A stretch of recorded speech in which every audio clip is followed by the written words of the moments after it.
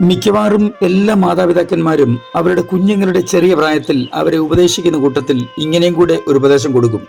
നിന്റെ ക്ലാസ്സിലെ ഏറ്റവും സമർത്ഥനായ വിദ്യാർത്ഥിയെ വേണം നീ മാതൃകയാക്കേണ്ടത്.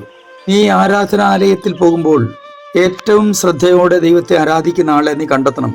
ഇങ്ങനെ അവന്റെ ജീവിത വഴികളിൽ ഏറ്റവും മെച്ചപ്പെട്ടത് മാതൃകയാക്കണമെന്നാണ് ആ മാതാപിതാക്കന്മാർ കുഞ്ഞിനെ ഉപദേശിക്കുന്നത്. ഒരു കാര്യം നമ്മൾ വളരെ പ്രത്യേകം മനസ്സിലാക്കേണ്ടത്, എല്ലാ സദ്ഗുണങ്ങളും ഒരുപോലെ ഒത്തിണങ്ങിയ ഒരു മനുഷ്യനും ഈ ലോകത്തിലില്ല.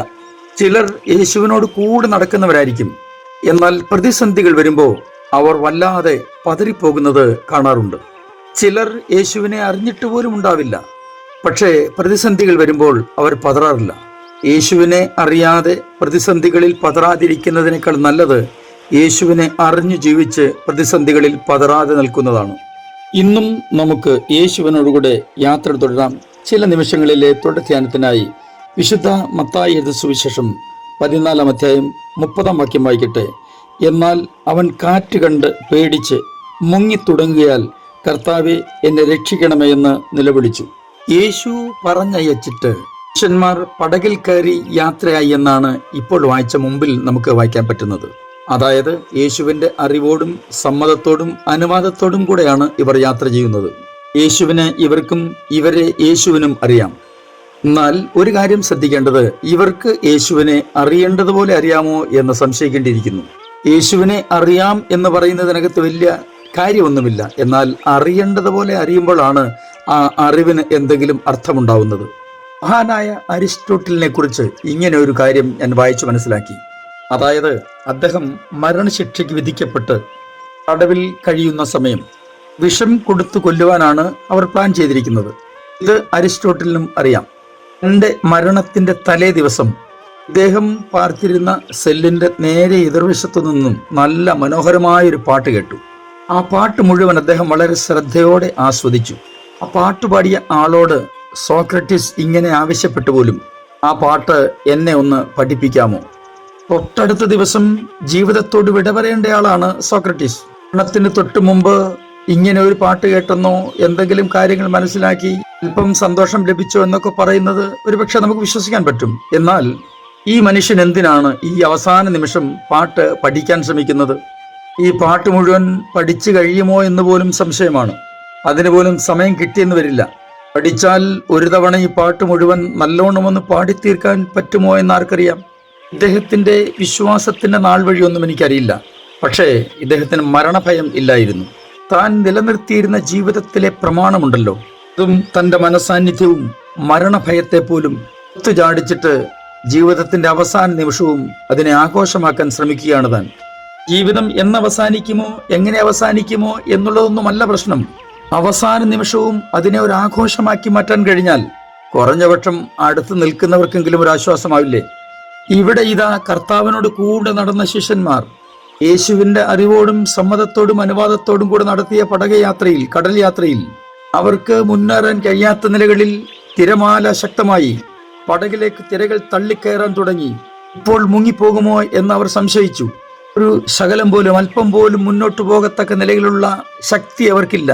സത്യത്തിൽ ഒന്ന് നിലവിളിക്കാൻ പോലുമുള്ള കരുത്ത് അവർക്കില്ല. ഇത് തിരിച്ചറിഞ്ഞ കർത്താവ് അവരുടെ അടുക്കലേക്ക് ആ ശക്തമായ പ്രതികൂലമായ കാലാവസ്ഥയെയും തിരമാലകളെയും ഒക്കെ നടപ്പാതെയാക്കിക്കൊണ്ട് അവരുടെ അടുക്കലേക്ക് വരികയാണ്.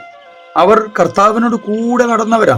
എങ്കിലും അവരുടെ ഉള്ളം പറയുന്നത്, ഇപ്പോൾ കർത്താവിന് പോലും നമ്മളെ രക്ഷിക്കാൻ കഴിയില്ല. അതുകൊണ്ടാണ് യേശു നടന്നു വരുന്നത് കണ്ടപ്പോൾ ഭൂതം എന്ന് നിലവിളിച്ചത്. നമ്മളൊക്കെയും പലപ്പോഴും അങ്ങനെയല്ലേ? കർത്താവിന് പോലും സഹായിക്കാൻ കഴിയത്തില്ല എന്ന ഒരു ചിന്ത നമ്മളെ ഭരിക്കാൻ തുടങ്ങുമ്പോഴാണ് നിരാശ നമ്മളെ പിടികൂടുന്നതും അലറി വിളിക്കാൻ തുടങ്ങുന്നതും. അല്ല, ഏത് പ്രതിസന്ധിയിലും എന്നെ സഹായിപ്പാൻ കർത്താവിന് കഴിയുമെന്ന ഉറച്ച വിശ്വാസം നമ്മെ ഭരിക്കാൻ തുടങ്ങുമ്പോൾ നിരാശ നമ്മെ ഭരിക്കില്ല. അവരുടെ നിലവിളി കേട്ട് കർത്താവ് പറഞ്ഞു, ഞാനാകുന്നു, ഭയപ്പെടണ്ട. ഇത് കേട്ടപ്പോൾ പത്രോസിനൊരു ആഗ്രഹം, അങ്ങനെയെങ്കിൽ ഞാനും അങ്ങോട്ട് ഈ കടലിനു മീതെ നടന്ന് അങ്ങയുടെ അടുത്തേക്ക് വരട്ടെ. കർത്താവിൽ നിന്നും അനുവാദം ലഭിച്ച പത്രോസ് പടകിൽ നിന്നിറങ്ങി തിരമാലയുടെ മുകളിലൂടെ നടക്കാൻ തുടങ്ങി എന്നാണ് വചനം പറയുന്നത്. എന്നാൽ അവന്റെ ശ്രദ്ധ പാളിപ്പോയി.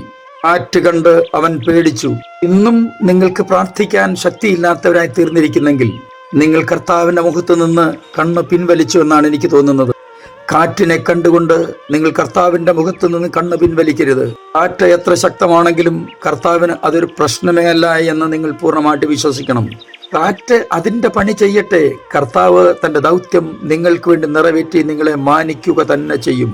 നടന്നു തുടങ്ങിയ പത്രോസ് വെള്ളത്തിൽ മുങ്ങിത്താഴാൻ തുടങ്ങിയപ്പോൾ കർത്താവ് അവനെ കൈപിടിച്ച് പടകിൽ കയറ്റി എന്നാണ് തുടർന്നുള്ള വാക്യങ്ങളിൽ നമുക്ക് മനസ്സിലാക്കാൻ പറ്റുന്നത്. നോക്കൂ പ്രിയരെ, നമ്മുടെ കണക്ക് കൂട്ടലുകളൊക്കെ തെറ്റി എന്ന് നിങ്ങൾക്ക് തോന്നുമ്പോഴാണ്, നമുക്ക് വേണ്ടിയുള്ള ദൈവിക പദ്ധതികൾ ആരംഭിക്കുന്നതെന്ന് എന്തുകൊണ്ട് വിശ്വസിച്ചുകൂടാ? ഘോഷവേളയിൽ ആർക്കും പാടാൻ കഴിയും. ഉത്സവപ്പറമ്പ് കണ്ടാൽ ആരുടെയും കാലുകൾ ഇളകും, ആടിപ്പാടി തുടങ്ങും. എന്നാൽ പൗലോസിനെ പോലെ കൽത്തുറുങ്കിൽ അടയ്ക്കപ്പെടുമ്പോഴാണ് യഥാർത്ഥമായി നിങ്ങളുടെ ക്രിസ്തുവിലുള്ള സന്തോഷം വെളിപ്പെടേണ്ടത്.